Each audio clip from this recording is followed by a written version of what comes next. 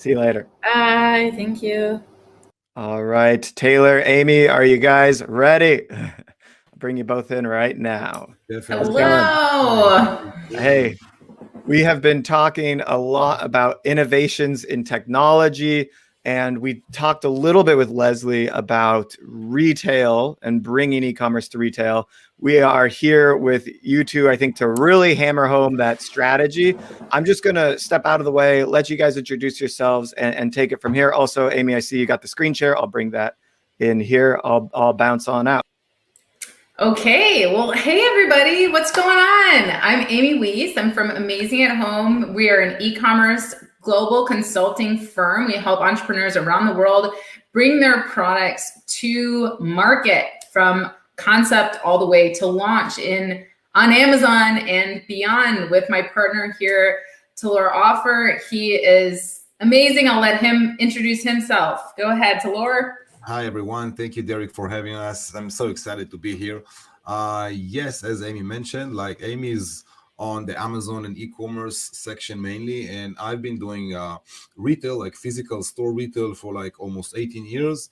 That's my thing. And me and Amy are doing a very long road together successfully, bringing different private labels and different products and everything to the offline.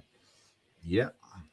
All right. Well, today we want to talk to you guys about expanding your sales channels beyond Amazon or your own website. Insert e-commerce platform here, because there are so many really, really great retail channels that you can sell in. So we're going to talk about that today and hopefully give you some great tips to help you prepare your products for going into those retail channels.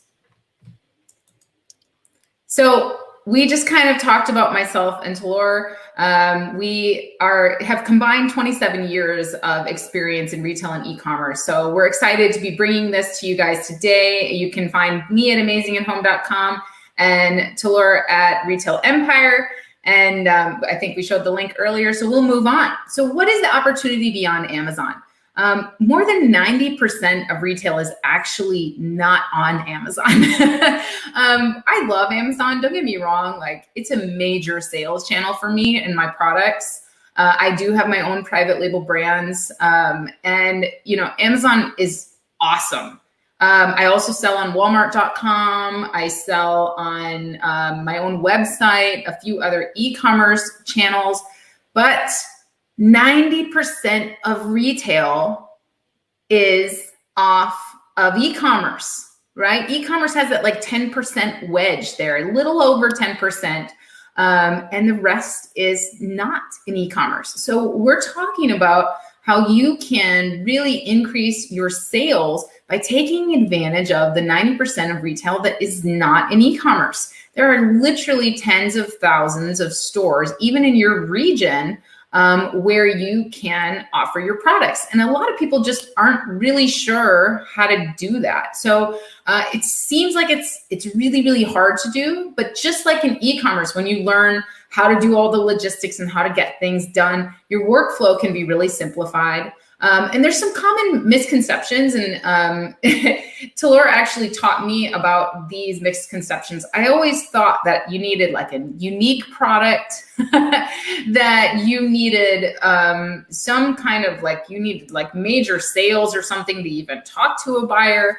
And I learned that it's quite the opposite. You just need really, really great branding and some other things that we're going to talk about today. So don't be afraid to, hopefully after our session today, you won't be afraid to approach retailers. So this less than 10%, we're gonna go over this slide really fast, right? There's over 131,000 small specialty retail stores in the US in 2021, 131,000. So if you can think you could even get your products into 100 stores, you think of Amazon as one store. Right? So if you can get your products into 100 other stores and you're selling those products in bulk, imagine what that could do for your overall sales revenue. So we just want to encourage you to take advantage. I mean, and even look in online platforms besides Amazon, we have some big leaders. We've got Lowe's, Macy's, Wayfair, Best Buy, Target, Home Depot, Etsy, Walmart, eBay, and you can see Amazon with over 2 billion site visits. they're the bulk of that e-commerce wedge, but there's a ton of opportunity outside of that. So I thought this little note was really interesting, that of the top 50 retailers, nearly all of them operate stores. So the top 50 online retailers, nearly all of them operate brick and mortar stores as well. So that should tell us something, right? People are still shopping in stores. They like that. So why wouldn't we put our products there?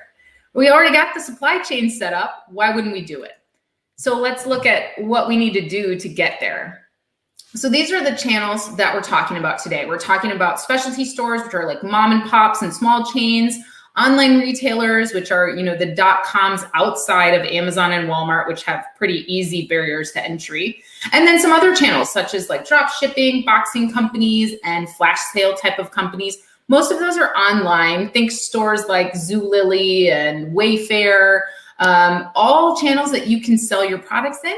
But that are a little different as far as getting to know and the pricing and everything else. So great opportunities there. So the keys to success that we're going to talk about today. Number one, your setup and your branding. Number two, your pricing and your orders. Number three, how to find those contacts of those stores that you want to sell your products in. And number four, how to actually communicate with them. Because that's where we all kind of stumble, right? We're like, okay, I think I can find some buyers, but what do I say? How do I approach them? So we're going to talk about that today. So first of all, branding is so, so, so important. And Talor totally taught me and us in our retail masterclass how to take very, very simple products and how to really set them up so that they stand out. So they have that wow branding, right? We all think about, like, you know, even cosmetic products, the more expensive the packaging, the more you can charge for that product. The perceived value for the customer is so much higher. So we can take very simple products and make some changes in our packaging and our look and feel and our brand messaging. And we can really, really make an impact in retail. So, you know, it's definitely something that you can look into. Catalogs are also something that we use in brick and mortar channels that we don't use really in e-commerce, right? To list in e-commerce, you create that catalog online. But when you are looking to talk to buyers, you need to have something to show them what your catalog looks like. So catalogs are really great. And a little hack that we're going to give you is you can actually show previews of new products that you don't even have yet. And you can gauge interest that way. So if you're about to launch a new product, throw in a catalog with some different variations, send that out to some buyers, and you might get interest and be able to get some orders before you've even launched. And that will really help you up your numbers. Anything you want to add here on branding? Yes, definitely. Well, you know, Amy just mentioned about, you know, offering a product that does not even exist. So as long as you have samples, even if they're not finalized, they're not, you know, still don't have the really final packaging or final finishes and everything. There's a good example for that. It happened to me last 2 weeks ago. I was talking with a subscription box, one of the big ones in the States, cosbox.com. You can check them. And they were about to order like a very big quantity of a product from one of my customers. And the product, well, in this case, it exists, but the only thing they wanted to see is a sample. And, you know, this lady that I'm talking with, she keeps samples at her house. So she sent it, like she shipped it from her house. And then the order that they are writing to her is quite huge. I don't want to say numbers, not to have people falling from the chairs, but very huge order. But then the order is meant for August. So she has all the time in the world to go ahead and produce. So what I'm saying here is that if she would present that in the catalog and would not have live inventory or even a product produced already, she could still get that order. So when you show a catalog, if you can have, let's say, out of like 5, 10, 20 SKUs, you can add different variations to those SKUs and offer them as a product, or even a whole new product that does not really exist yet. Yeah, I just wanted to add that thing. And yeah, as for branding, I mean, what I see, and I see it a lot, you have to wow them. That's the key. That's the key word. I always repeat that wow thing. That's the only not only, but the best definition that I could find for what is branding all about. How would you make branding really work for you? Because think about Amazon.com. If you show a picture of the product, you know that the picture has to be 100%, 1000% perfect. Otherwise, people would sit there and, go on scrolling to the next thing. And it's the same thing with retail. If you show it to buyers or to any other title that are back there in the other side, and they don't see something that attracts them, you lose them. They lose you. See what I'm saying? So branding has to be wow in terms of colors, in terms of language. Well, I guess that most of the people who are here today, if not all of them, heard quite a lot about branding, because there's a lot of things going on with people talks about branding. A lot of professional knows a lot about branding. The only thing that I could add to that is, again, the wow thing. You go ahead, Amy. Sorry. No worries. I would agree. Wow, the wow factor is huge, and it just needs to be cohesive as well. So let's talk about pricing. This is the second consideration for expanding. Right now, if you're on Amazon, you're selling on Walmart, you're selling on your own website, you kind of know your numbers, right? You know what you source it for, you know what you sell it for. But now when we're selling our products wholesale to retailers, we have to introduce another layer into our pricing. And so we have to really make sure, number one, that we have enough margin to be able to sell our products at a discount at a wholesale price, because retailers buy your products usually at the standard is 50% of your retail price. So if you're selling that product for $40, you're going to sell it wholesale for $20. And that leaves the retailer enough room to put it on their shelf, mark it up, and be able to make a profit on it.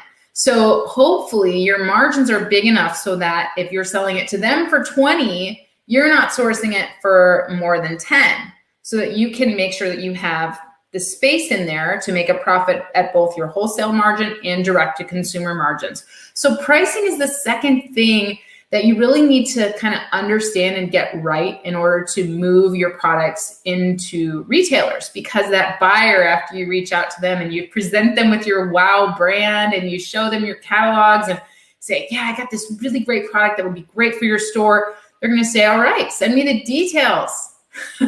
What can I buy it for? What's my MOQ? Where's it shipping from?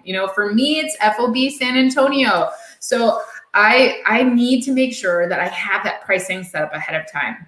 So make sure that you understand what your wholesale price is, what your landed cost is, what your MSRP is, and that you're creating your products in such a way or packaging them in such a way that your pricing is not an issue between your online sales and your in-retail sales. So if you're one of those private label Amazon sellers that loves to change your prices all the time, maybe you create different packaging specifically for retail so that your retailers aren't getting upset with you for selling it to them. Let's say your MSRP is $40. You sold it to them for $20, and then you put it on sale on Amazon for $23.99. And, right. All of a sudden your retail partners are going, hey, now wait a minute, you're competing with us now. The deal is we don't want to do that. So if you are one of those that needs to be able to change your price, maybe the competitive landscape's a little bit different online, you should be planning for that ahead of time, but just make sure that you have a pricing strategy. Do you want to add anything to this, Talor? Yeah, just to keep in mind, I mean, everything that you said is so correct, but just to keep in mind that, different platforms, different pricing, meaning, for instance, I had my weekly call this week with Macy's, and, I was talking about pricing with them. With Macy's, most cases, you can have very good pricing. You can have sometimes even more than what you expect to get, because they sell for high price at the end of the day. Obviously, yeah, if you have it on Amazon for, let's say, $40 and you want to have it on your website for $60, then yeah, you have an issue here. You have to to play with the numbers. But then if you go to subscription boxes, it's different. And if you go to local stores, what we spoke about in the beginning, which is moms and pop stores, standalone stores, you would probably most cases you end up selling them for like somewhere around half of the MSRP. So that would be the wholesale price. So you have to know what are the channels and what pricing would fit each and every one of them. Because if you do the same pricing for all of them, then you lose the business. And they would, it's not about only pricing, but also about knowing the pricing terms. What is it all about? How do you play with that? What is margin? What is markup? What's the differences between them, and so forth? Yeah, so learning the language is really, really important. Just like you had to learn the language to sell in e-commerce, you had to learn all those acronyms. You need to learn the same for selling in retail. And then, as Talor mentioned, there's different terms and pricing for each platform that you're working with, each buyer, so just have those conversations. I know when I went and pitched Walmart, they asked me all kinds of questions that I didn't necessarily, they threw some new words at me that I didn't know about. And I just made sure that I was transparent and said, hey, I'm sorry, this is my first time selling to a Walmart. I don't know your language. I'm here to do business with you, right? That's the bottom line, is just be transparent and make sure that before you give up any pricing that you're understanding how it works and what you're dealing with there. So finding buyers, this is the big thing, you guys. We mentioned over 131,000 just specialty retailers. Those are like little moms and pop shops and stuff like that. So many, the trends right now in the US are like strip malls, and next to big department stores, there's lots of like strip malls in every community with smaller stores. You can sell your products in any of those. These stores, they need your products. So there's nothing wrong with going out and finding those buyers. So you can search for contacts in places like Yelp, LinkedIn, and different directories. And what you want to know when you start reaching out to people on these platforms, you want to make sure that your brief is good. So what do you look like when if you're reaching out to buyers on LinkedIn? How does your LinkedIn look? Does it present that, that you're the person who should be reaching out to buyers, right? Is it a professional image? So you want to make sure, just like you set up your Facebook page to look great for your brand, you want to make sure that you're doing that across your channels, that everything looks good, that it looks good for buyers, your website, your branding, all of that. And then when you're making your initial contact, you want that to be short and concise. I know how many of you have gotten spam messages on LinkedIn that are like 2 miles long, and the person's just going blah, blah, blah, blah, blah, blah, blah. Like, nobody wants to deal with that, right? You're gonna get the block button if you do that. So your initial contact should just be professional, short, and concise, and then the key to success is in your follow-up. So first, just make initial contact, find those buyers, make that initial contact, say hello. Hello, how's it going? Love your store, great to be connected with you here on LinkedIn, whatever, right? And then when you're following up, that's when it's just like if you're trying to work with an influencer. You don't want your first message to that influencer to be like, 2 miles long and blah, blah, blah. You're throwing everything at them, right? You want to develop a relationship. And that's what it's about. It's about professional relationships. Your network is your net worth, right? So you're just doing that. You're reaching out to folks. Taylor's an expert at this. He's got his VAs like trained to do it for him. He's amazing. And so, he taught us during our retail masterclass, he taught us exactly how to do this, the nuts and bolts of how to reach out to buyers. And I was impressed at how simple it was. I was totally overthinking it, right? So, Talor, what do you think about this? What's your tip for this?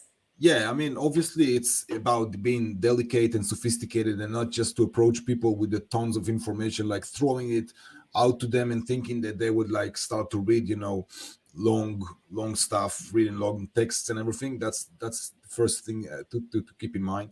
And then, I think, today I'm dealing with a lot of different VAs that are doing this job for me, but back at the time when I started all these things, I was doing it myself. I had to realize what would be the best thing, for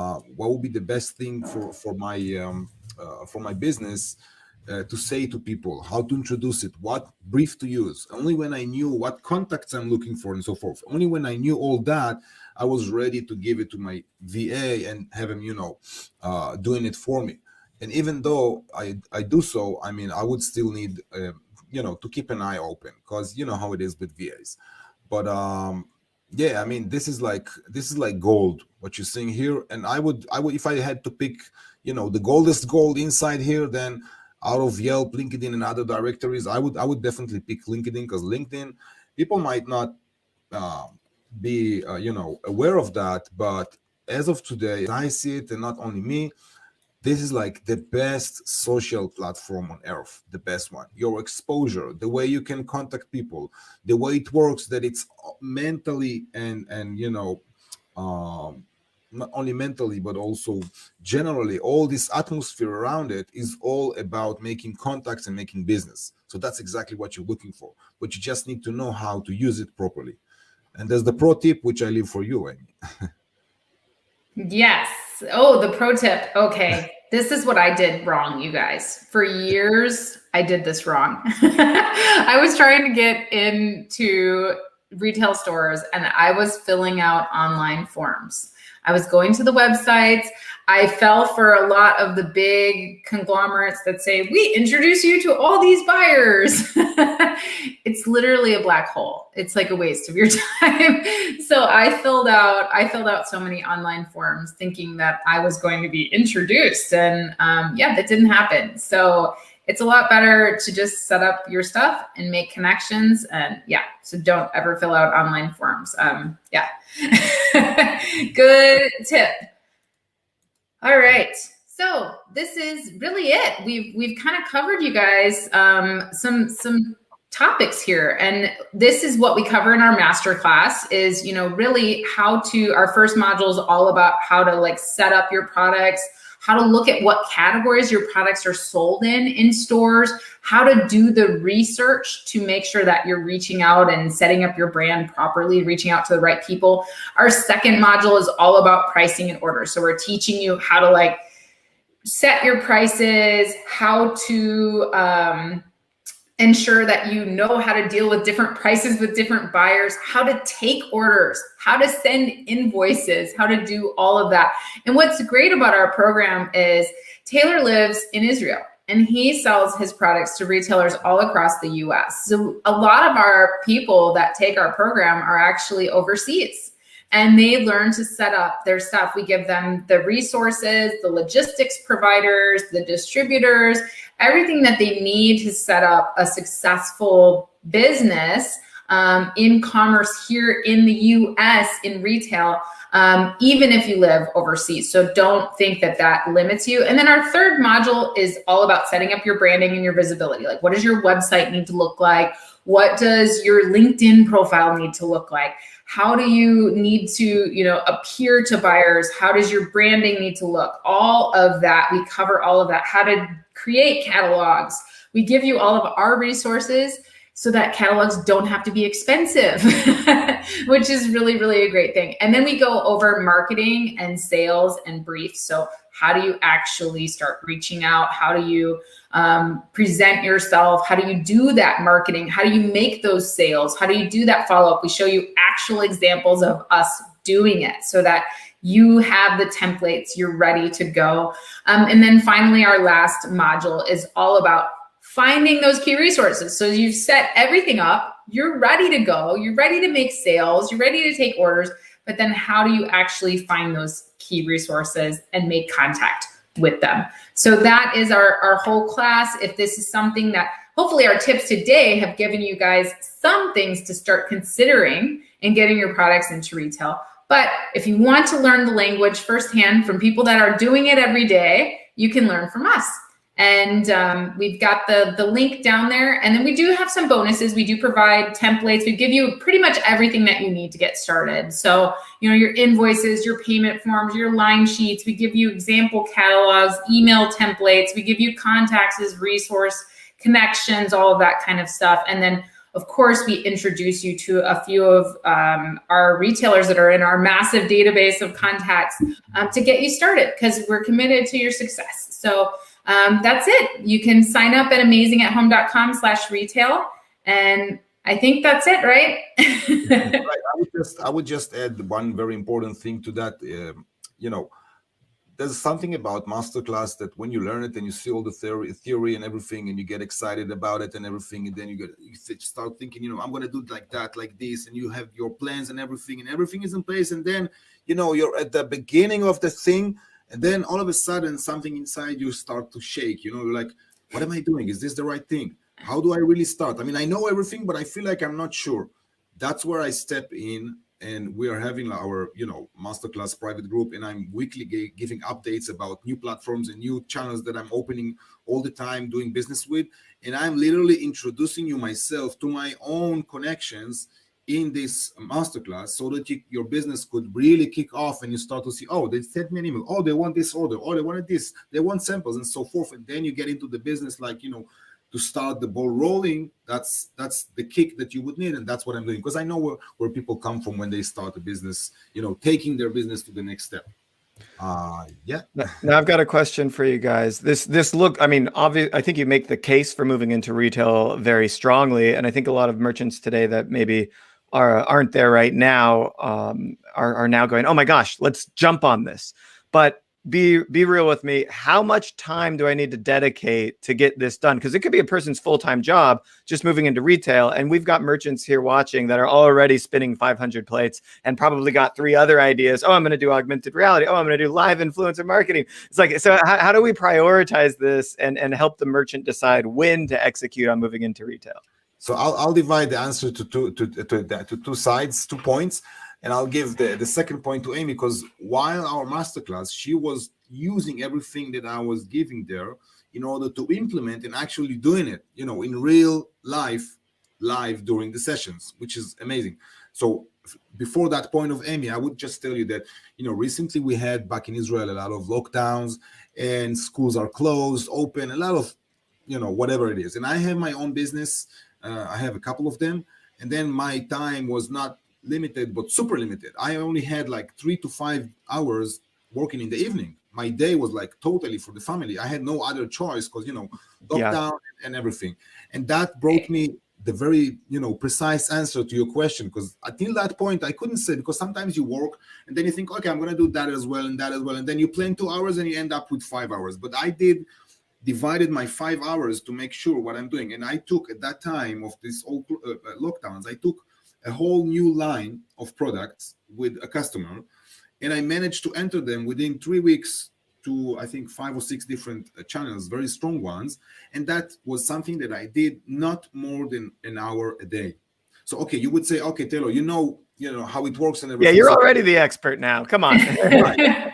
So I would say, I agree. So I would say an hour and a half to 2 hours, at least at the first stage, is great. But then if you really want to go for it, and once you understand the potential, sometimes, and I see it a lot, people would drag into it and say, you know what, it's even much more important than Amazon. I want to dedicate like 3, 4, 5 hours a day for that, because it's worth it. And then when you have the VA stages, then it's a whole start to automate it a little. Like you're like, yeah.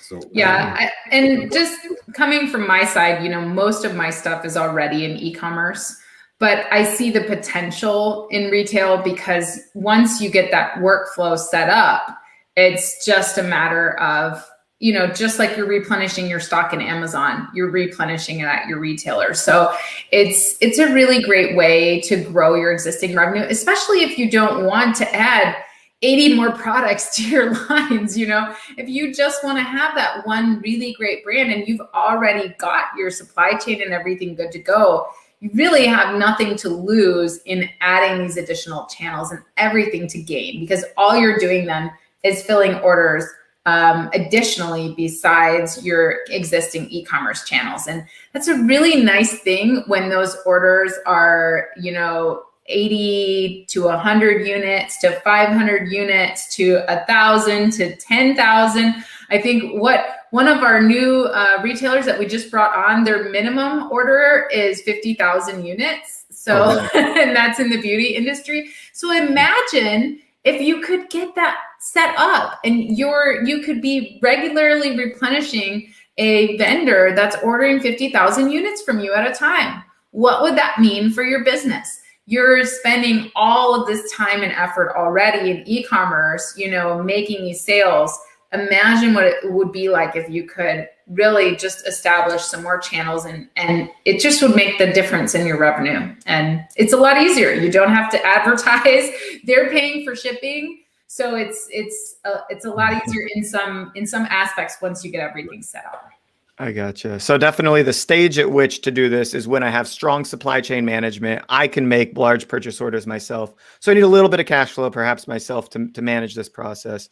Do the retailers often do nets on their payment period that might break my cash flow? Yes, they do. But here's the thing. I mean, if you go, it depends what channel you choose. If you go to the .com, it's easier in terms of, cash flow.